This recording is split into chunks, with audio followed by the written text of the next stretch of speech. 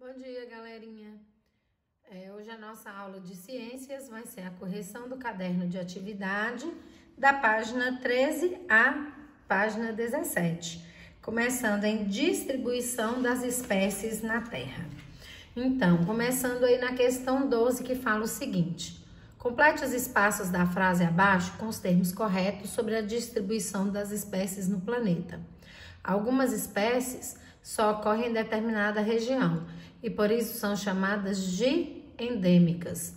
Outras espécies são amplamente distribuídas pelo mundo e por isso são chamadas de cosmopolitas. Então, aquelas espécies endêmicas é que se adaptam a biomas ou regiões com características específicas, que tem um alimento específico, que tem uma temperatura e um clima específico. As cosmopolitas, elas têm uma adaptação mais abrangente, elas não precisam de um clima específico, de uma alimentação específica. Então, elas se espalham mais facilmente pelo mundo todo, tá? B. Para entender a distribuição das espécies atuais e extintas, é preciso estudar a história do planeta Terra, né? E as modificações que ocorreram nele com o passar de milhões de anos. A biogeografia é a ciência que estuda a distribuição geográfica das espécies na Terra, no tempo geológico. Essa distribuição é influenciada por muitos fatores, entre eles o movimento dos continentes ao longo do tempo, conhecido como a teoria da deriva continental, né? Essa movimentação dos continentes, essa separação dos continentes. A questão 13, aliás, pede para a gente relacionar corretamente a segunda coluna com a primeira. Na primeira nós temos número 1, Pangeia, número 2, Pantalassa, número 3, Laurásia e número 4, Gondwana. Então, único oceano presente na época em que todos os continentes estavam unidos? Pantalassa, né? Então, é o nome daquele oceano único, que agora ele está dividido em vários outros oceanos por conta da separação desses continentes. Bloco de continentes localizado ao sul, formado logo após a separação dos continentes do bloco único, ou seja, lá da primeira divisão, era a Gondwana, né? O único continente formado pela união de todos os outros continentes, a Pangeia. E o bloco de continentes localizados ao norte, formado logo após a separação dos continentes do bloco único. Aí é a Laurásia. Então, quando a Pangeia se dividiu, ela se dividiu primeiro em duas, e uma foi a Laurásia e a outra a Gondwana. A Laurásia ficou mais ao norte do planeta e a Gondwana mais ao sul do planeta, certo? Então, vamos para a página 14. O trabalho de paleontólogos revelou a presença das mesmas espécies de fósseis de plantas e de animais extintos nos continentes americano e africano. Como é possível que fósseis das mesmas espécies sejam encontrados em locais tão distantes um do outro e com um mar tão gigante entre eles, né? Só é possível através, né, dessa teoria, né, dessa deriva continental. Então, o que a gente entende? Que em um momento esses continentes estavam juntos e ali naquele local eles apresentavam os mesmos animais e as mesmas plantas. Quando eles foram separados, esses animais e plantas também foram separados, por isso que eles foram fossilizados em locais diferentes, hoje continentes diferentes, tá? Então, reforça aí que um dia, tanto que a América do Norte, ela já esteve unida ao continente africano. A América do Norte não, gente, desculpa, o continente americano já esteve unido com o continente africano, tá? A questão 15. Fóssil do Rio Grande do Sul reforça a teoria de ligação África e América. Pesquisadores do Rio Grande do Sul exibiram um fóssil de cerca de 240 milhões de anos. do crânio de um sinodonte, réptil bastante comum de ser encontrado na África. Segundo a equipe da Universidade Luterana do Brasil, UBRA, a descoberta, realizada no município de Dona Francisca, na região central do estado, reforça a teoria de que a América do Sul e a África estavam ligadas por terra. A espécie batizada de Luangwa possui características semelhantes às dos mamíferos atuais. O nome científico foi registrado em homenagem à primeira descrição de um sinodonte feito no Vale de Luangwa, na Zâmbia. A existência de 2 fósseis do mesmo grupo em regiões tão distantes reforça a teoria de que nossos continentes estavam unidos por um mesmo bloco de terra, Pangeia, afirmou o biólogo Lúcio Roberto da Silva, um dos pesquisadores responsáveis pelo achado, junto com o paleontólogo Sérgio Furtado Cambreira, tá? E a questão fala o seguinte: além dos fósseis da mesma espécie encontrados em 2 continentes, quais são os outros fatores que sugerem que os continentes americano e africano já tiveram unidos no passado?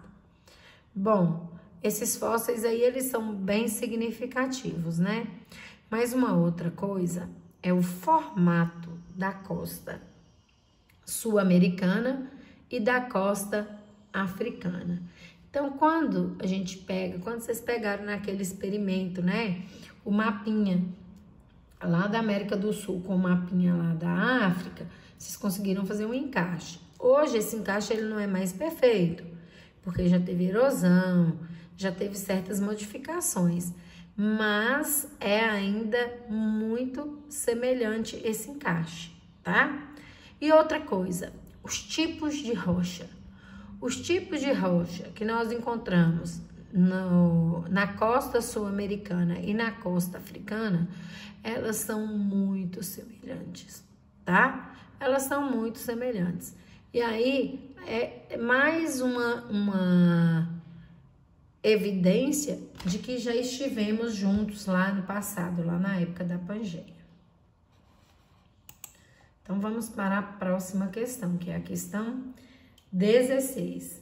Na questão 16, pede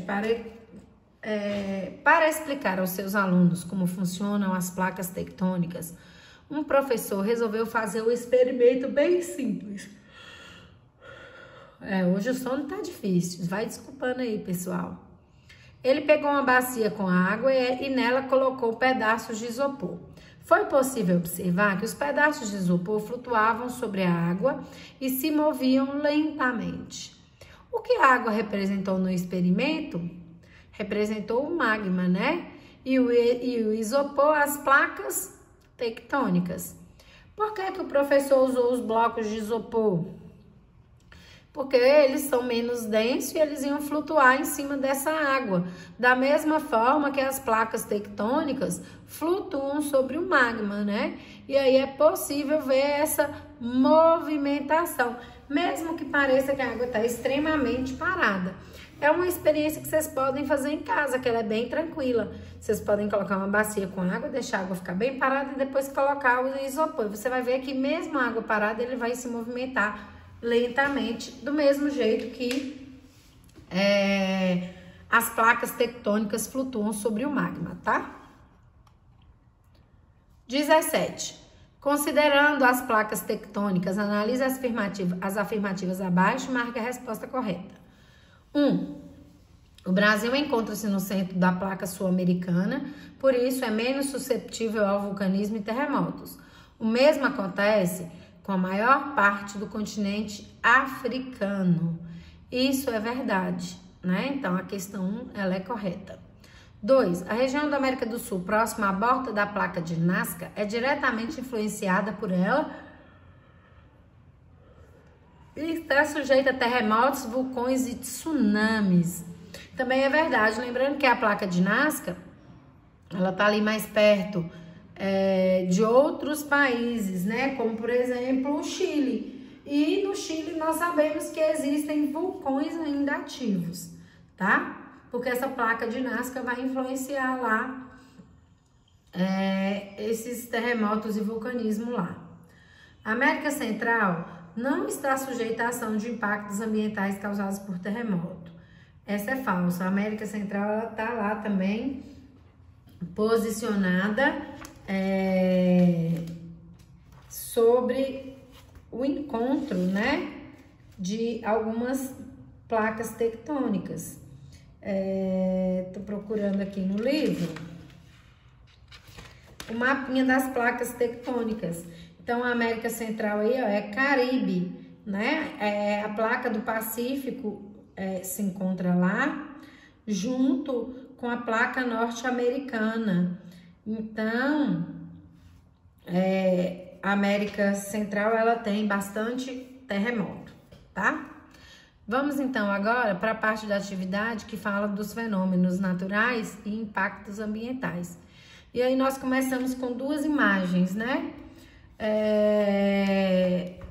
Primeiro, na primeira imagem aqui, eu tenho a imagem de um tornado. Lembrando que isso aqui são árvores, ó. Olha o tamanho desse tornado, né?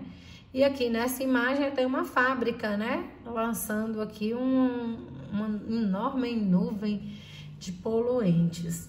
Então, tornados e a poluição das fábricas são exemplos de impactos ambientais. Explique o que é impacto ambiental e quais são os dois tipos que podem ser classificados. Dê 2 exemplos para cada, diferentes do apresentado nas imagens. Então, tornado e poluição já não estão valendo aqui na nossa resposta.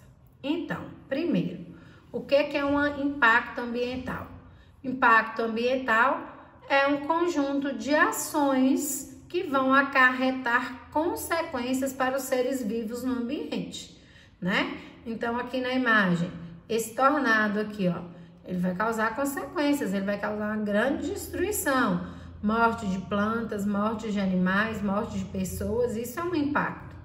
E aqui eu tenho a poluição, que também vai causar impacto, né? Pode ali representar morte de animais que estão ao redor dessa fábrica, adoecimento e morte de pessoas que também estão vivendo aí ao redor dessa fábrica, tá? Então, vou repetir. Impacto ambiental é qualquer ação ou conjunto de ações que vão acarretar consequências para os seres vivos no ambiente, certo? Pede também que a gente dê 2 exemplos para cada, classificar primeiro. Então, aqui, esse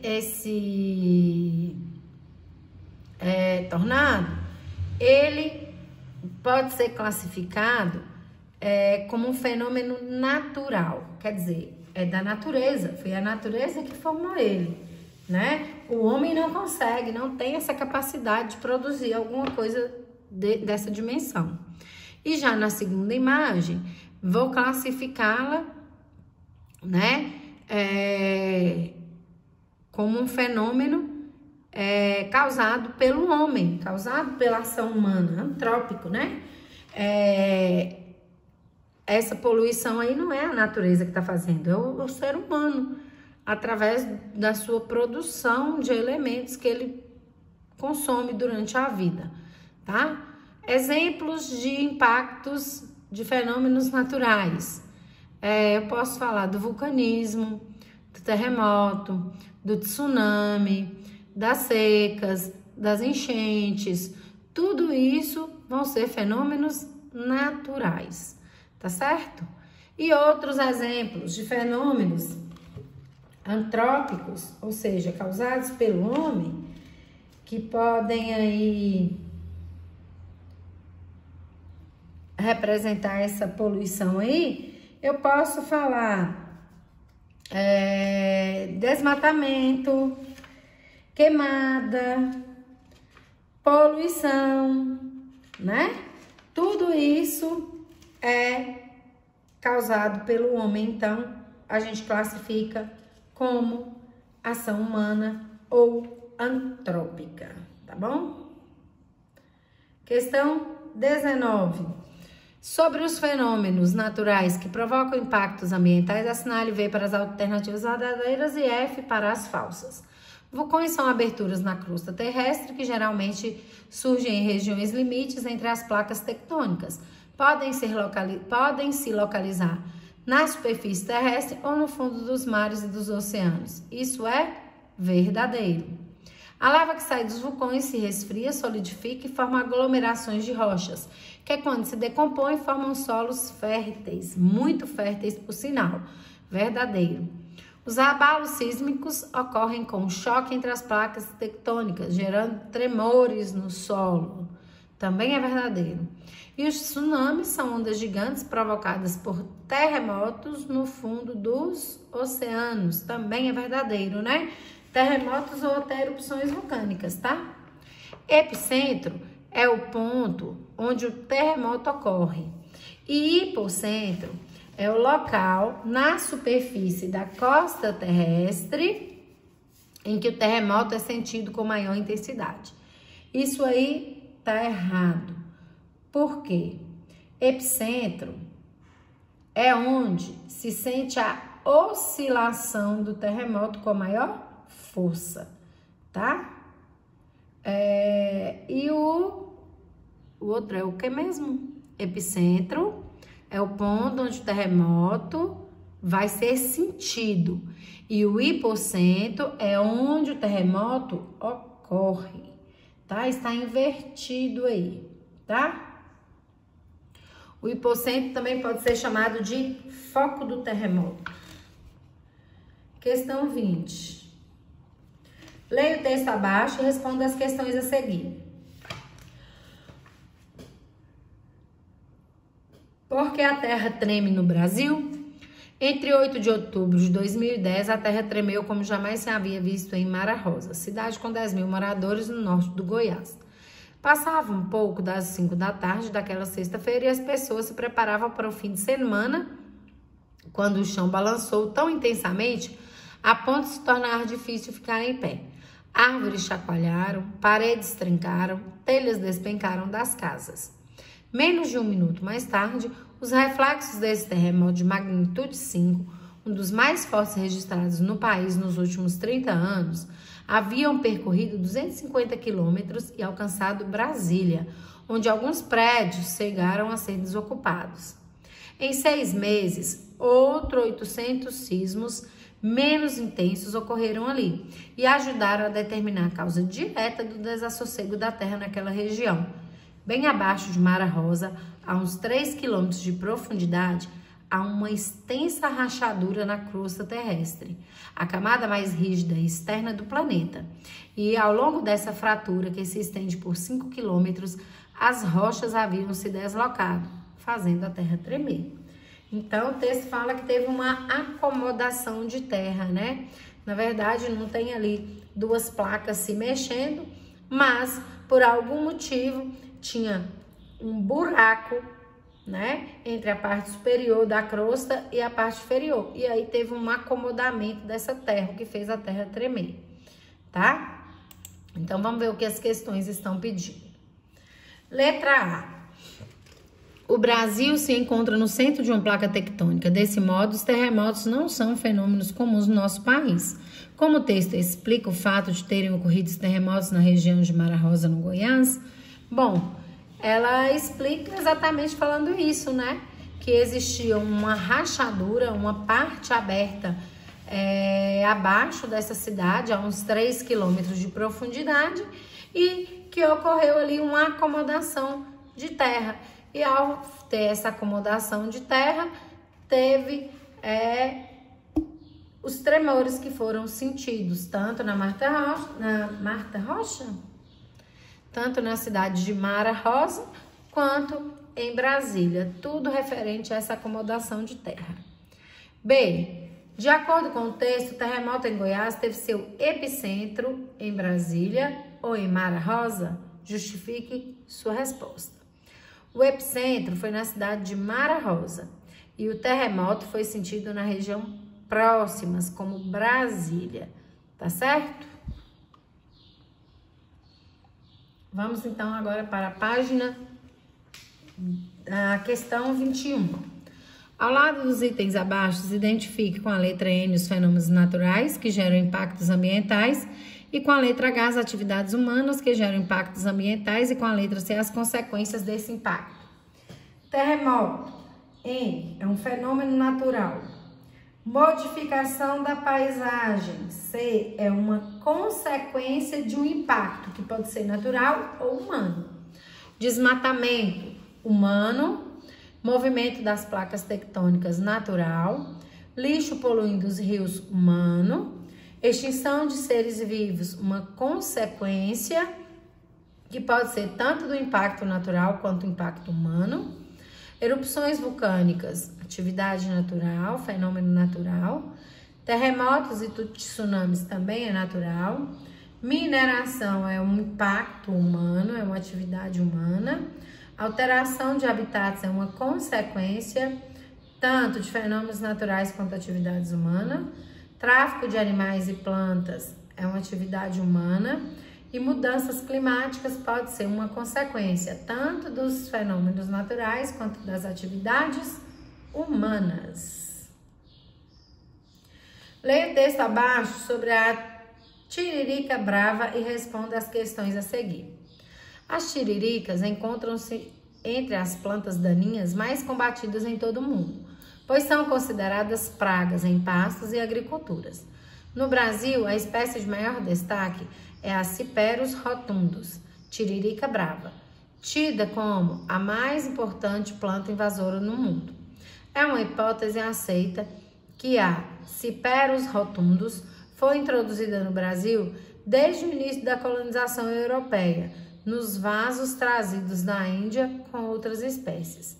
Atualmente encontra-se disseminada por todo o território brasileiro e seu alastramento continua.